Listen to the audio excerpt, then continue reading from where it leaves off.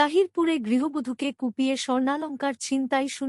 সুনামগঞ্জের তাহিরপুরে ভয়াবহ এক ছিনতাইয়ের ঘটনা ঘটেছে। কুফরা হাওরের পাড়ে এক গৃহবধূকে কুপিয়ে তার শরীর থেকে ছিনিয়ে নেওয়া হয়েছে মূল্যবান স্বর্ণালংকার। গত 4 এপ্রিল শুক্রবার বিকাল 5টার দিকে উপজেলার বড়দল উত্তর ইউনিয়নের হলহুলিয়া গ্রামের গৃহবধূ আছমা বেগম গৃহপালিত গরু আনতে যান হাওরে।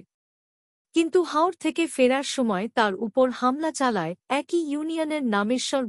नया कैलॉग्स चोकोस मम्मा प्लीज। ओके, फिर कुछ मल्टीग्रेन भी खाना पड़ेगा। डील? Okay deal. ये वो चॉकलेटी।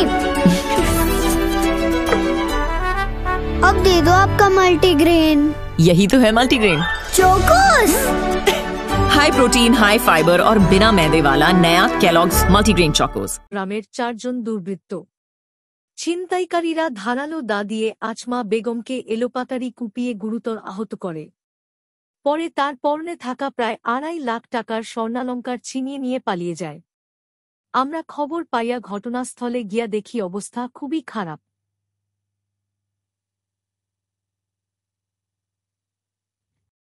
ওইখান থেইকা তাড়াতাড়ি হাসপাতালে লইয়া আইলাম। এ ঘটনার পরপরই আহত গৃহবধূর ভাসুরের ছেলে থানায় গিয়ে 4 জনের বিরুদ্ধে লিখিত অভিযোগ দায়ের করেন। আমরা অভিযোগ পেয়েছি, তদন্ত চলছে, তদন্ত শেষে আইনানুগ ব্যবস্থা নেওয়া হবে। একটি নিরীহ গৃহবধূর উপর এমন নির্মম হামলা সারা এলাকায় চাঞ্চল্যের সৃষ্টি করেছে। প্রশাসনের কাছে দাবি উঠেছে দ্রুত অভিযুক্তদের গ্রেপ্তারের। আমি স্বপ্না আক্তার, ডেস্ক রিপোর্ট, তাহিরপুর, সুনামগঞ্জ। কেমনে কি তো হইলো একটু একজন আসে মাত্র বাড়ি মারতে পরে হাসপাতাল নগর 3 জন আসে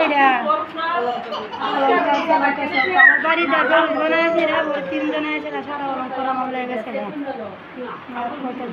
শরীরে কোনো আরো আঘাত দিছে নাকি? পিঠের মাঝে দিচ্ছে, ডানার মাঝে দিচ্ছে, দিতে পারি দিয়া পরে আমি কোথায় না বসতাম।